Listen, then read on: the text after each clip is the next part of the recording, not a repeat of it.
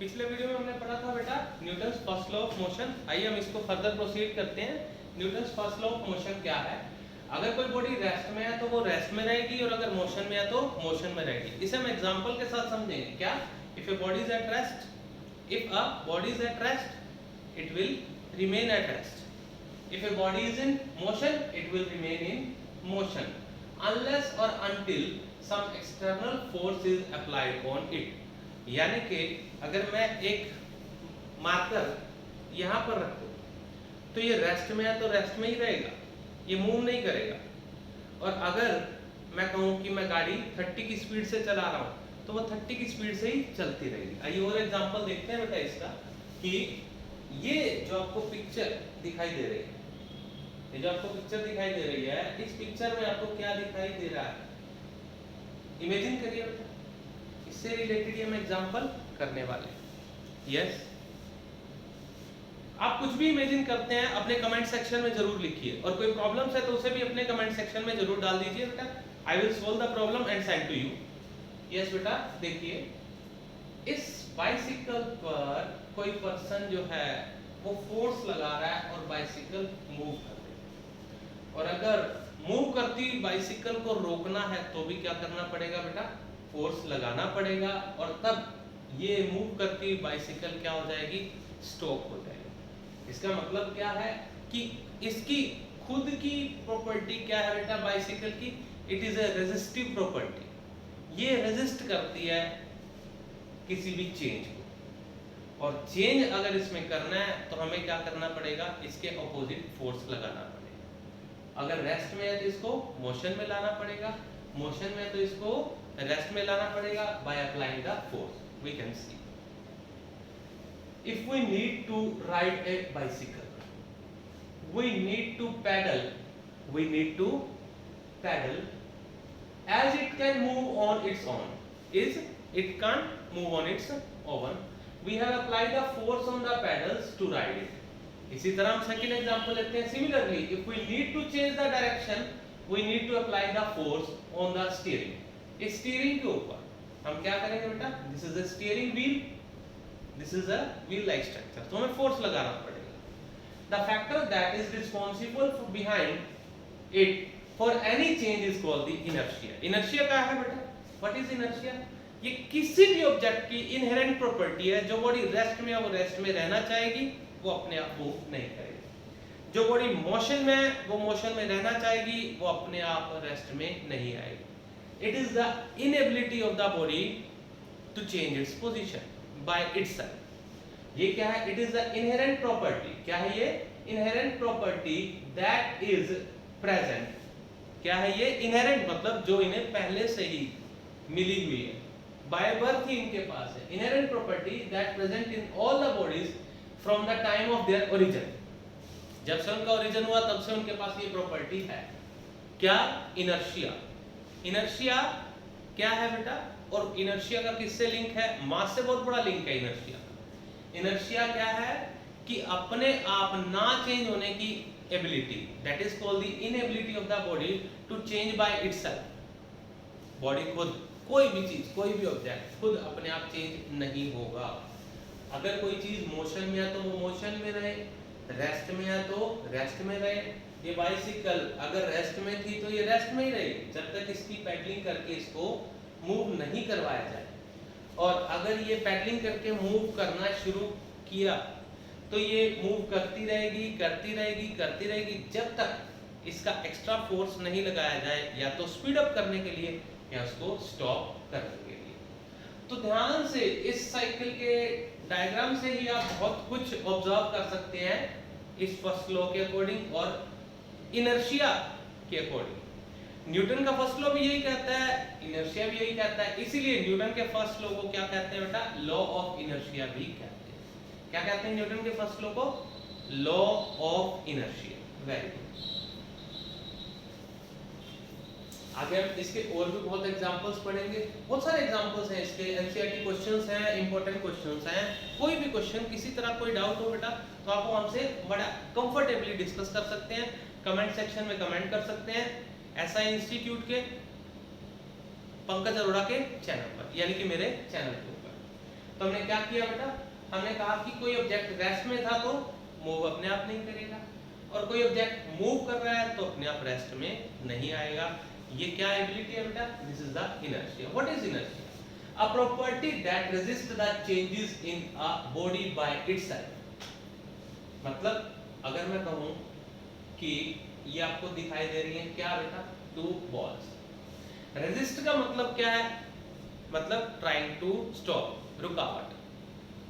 अपने आप कोई भी बॉडी जो है वो चेंज नहीं होगी, उसके लिए क्या चाहिए, फोर्स चाहिए। इनर्शिया क्या है, बॉडी का उसी स्टेट में रहना।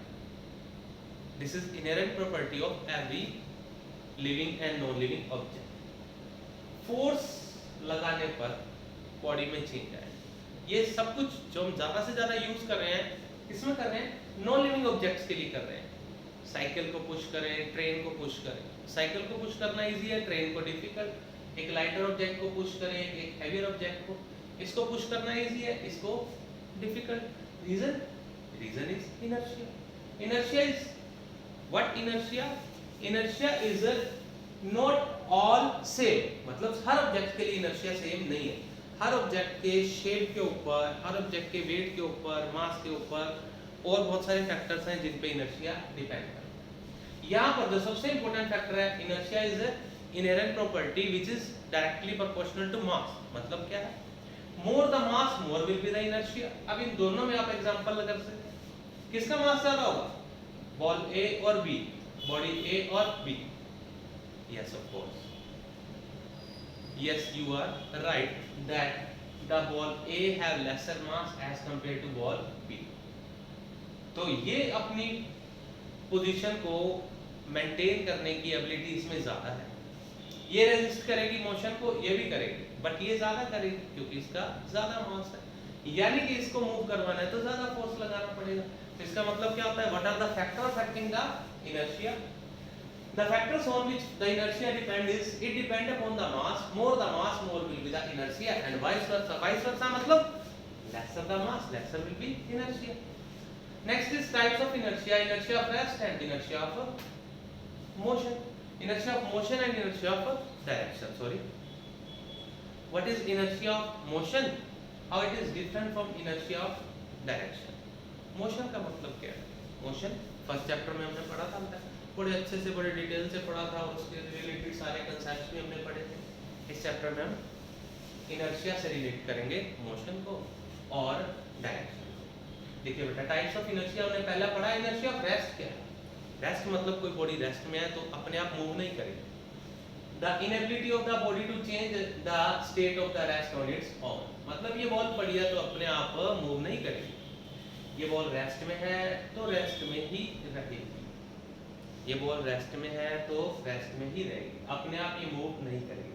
तो हमने क्या किया था, यहाँ पहले भी हमने देखा था ना ये फिगर डायग्राम, इसमें हमने क्या देखा कि अगर हमने इस पे किक किया तो ये क्या होगी, मोशन में आ गई। तो किक करना क्या था, kick is a kind of force applied to change the state of body. Next, inertia of motion, it is the inability of the body to resist the change in state of the motion of its own. यानी कि अपने आप ये body जो पहले ही motion में, ये rest में नहीं आई, तो इसके लिए क्या चाहिए हमें, इसके लिए फिर चाहिए हमें फोर्स। तो क्या कर सके हम, इस बॉडी को रेस्ट में ला सके। इनर्शिया ऑफ डायरेक्शन, ये फिगर भी आपने देखा था, the inability of the body to resist the change in the direction of body on its own. इसका मतलब कोई बॉडी स्ट्रेट लाइन में चल रही है तो अपनी डायरेक्शन अपने आप चेंज नहीं करेगी, उसको राइट जाना है और लेफ्ट जाना है, तो दोनों कंडीशन में उसको फोर्स लगाना पड़ेगा। Next is examples to understand. बहुत सारे एग्जांपल्स हैं। Have you noticed that the passenger in a bus fall in forward direction when the bus stops suddenly? बड़ा सिंपल सा एग्जांपल है, ध्यान दीजिए बेटा। क्या है, किसी बस के अंदर पैसेंजर एकदम से गिर जाता है। कब, जब बस रुकती है। क्यों?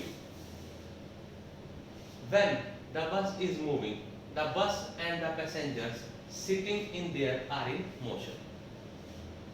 जब बस मूव कर रही है तो बस और पैसेंजर जो दोनों, पैसेंजर जो बस के अंदर है दोनों ही मोशन में।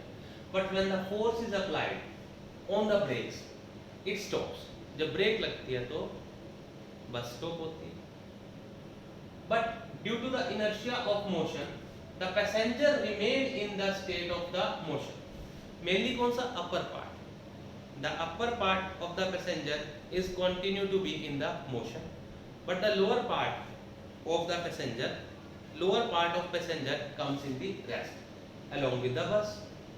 What can say? But due to the inertia of motion the passenger remain in the state of motion and hence fall forward, आगे की ओर गिरता है। इसका एक और एग्जांपल भी करेंगे, जब बस स्टार्ट होती है आगे बढ़ती है तो लोअर पार्ट आगे हो जाता है तो हम पीछे की ओर मूव करते हैं। अब का एग्जांपल क्या था बेटा, हम आगे की ओर मूव करते हैं। तो इस एग्जांपल में हमने क्या सीखा कि हमारा जो लोअर पार्ट है वो बस के साथ उसी की स्टेट में रहना चाहता है। बस रेस्ट में आई, लोअर पार्ट रेस्ट में हुआ, बस मोशन में आई, लोअर पार्ट भी क्या हो गया बेटा, मोशन में आ गया। तो इस कारण से हमें क्या होता है बेटा, due to this reason we will move in the इधर फॉरवर्ड और backward direction. Upper part is opposite to that।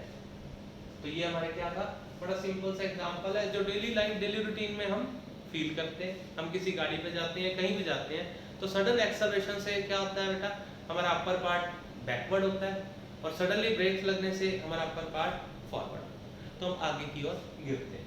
तो इस एग्जांपल के अंदर हमने क्या देखा कि इनर्शिया को हम और अच्छे से एक्सप्लेन भी कर सकते हैं। बहुत सारे ऐसे और भी एग्जांपल्स हैं जिन्हें हम अपनी वीडियो में आगे डिस्कस करेंगे। Is it clear to all? तो मेरे साथ बने रहिए बेटा। Pankaj Arora, SI institute. Next video को देखने के लिए बेटा थैंक यू।